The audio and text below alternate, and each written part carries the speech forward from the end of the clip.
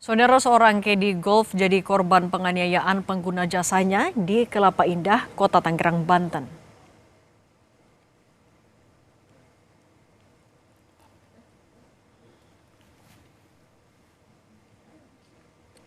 Peristiwa penganiayaan seorang kedi golf oleh seorang pria di kawasan lapangan golf Modern Land, Kelurahan Kelapa Indah, Kecamatan Tangerang, Kota Tangerang, Banten pada Selasa kemarin, terekam kamera pengawas. Akibat penganiayaan ini, korban menderita luka di bagian kepala, pipi, kening hingga bibir.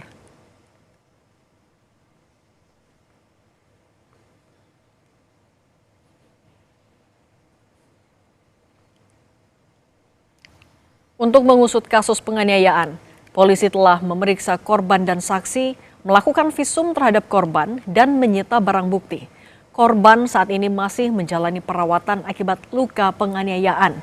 Satreskrim Polres Metro Tangerang Kota masih melakukan penyelidikan untuk mengetahui motif penganiayaan.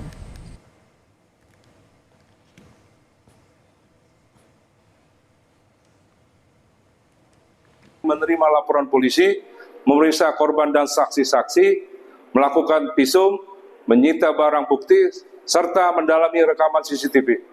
Berinisial RA masih menjalani perawatan medis, sementara itu terduga pelaku berinisial FF masih dalam penyelidikan Satreskrim Polres Metro Tangerang Kota. Lalu bagaimana penanganan kasus penganiayaan kedi golf ini? Kita tanyakan ke praktisi kepolisian Brigjen Purnawirawan Sri Suwari. Bu Sri, selamat petang. Selamat petang. Bu Sri, ketika CCTV sudah ada, artinya kan juga polisi sudah mengumpulkan bukti satu. Kemudian saksi dan korban juga sudah diperiksa. Artinya sebenarnya pelaku bisa langsung ditangkap dan ditahan? Mestinya demikian, tapi kan polisi itu memiliki peraturan Kapolri tentang bagaimana prosedur penanganan. Kita melihat tadi masih penyelidikan, seolah-olah pelakunya belum teridentifikasi. Tapi saya pastikan istilah penyelidikan itu bagian dari proses untuk tahapan naik ke penyidikan. Karena pelakunya sudah disebutkan berinisial FA. Nah, polisi sekarang mengumpulkan barang bukti, merakit barang bukti itu dikaitkan dengan keterangan korban dan keterangan saksi, sehingga bisa dilakukan konstruksi pasal-pasal yang akan dipersangkakan kepada pelaku. Tapi dipastikan kasus ini harusnya naik gelar, langsung ditentukan penyidikan. Ketika sudah mulai penyidikan, saat itulah dilakukan penindakan penahanan. Saya berharap proses ini tidak terlalu lama karena alasan perkap. Pelakunya jelas, keterangan visum itu bisa dijadikan sebagai alat bukti. Keterangan korban dan saksi itu juga alat bukti. Jadi bukan lagi barang bukti, tapi alat bukti. Oke, Bu Sri, jadi tapi buat alat bukti sudah. Bu Sri, tapi kan juga sebenarnya ketika sudah ada gambar penganiayaan itu, artinya kan tidak sulit untuk menyebutkan bahwa indikasi tindak pidananya sudah ada. Kenapa masih belum naik ke tahap penyidikan? Apa yang biasanya menjadi ganjalan atau menjadi hal yang masih perlu dilakukan dulu? Ibarat kita naik tangga. Tangga 1, tangga 2 harus dilewati. Tangga 1 penyidikan, tangga 2 penyelidikan. Di dalam konteks tangga 2 baru penindakan.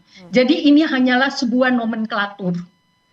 Walaupun memang setelah ada perkap nih, saya sendiri sudah di luar organisasi sebagai praktisi kepolisian. Dulu zaman saya kalau ada begini sudah bisa langsung dilakukan penahanan. Tetapi karena pertanggungjawaban itu begitu rigid sekarang, maka Polri lebih hati-hati gitu. Tapi saya yakinkan bahwa dalam kasus ini sudah disebutkan terduga pelaku, tersangka. Ini hanyalah bagian dari tahapan tadi. Polisi menginjak anak tangga 1. Oke, nah Bu Sri juga sebenarnya ketika sudah ya tadi alat buktinya sudah cukup banyak. Masih perlukah untuk mendalami motif? Motif masih jadi pertimbangan yang krusial tidak? Motif itu sangat perlu karena motif itulah untuk memastikan pasal mana yang paling cocok. Ini terjadi di lapangan golf. Rahasia umum kalau di lapangan golf itu main golf itu bukan sekedar permainan, tapi ada judi di baliknya. Kita lihat apakah penyidik merangkaikan kasus ini sebagai konkursus realis atau gabungan dari beberapa tindak pidana. Kita bisa lihat nanti itu motif.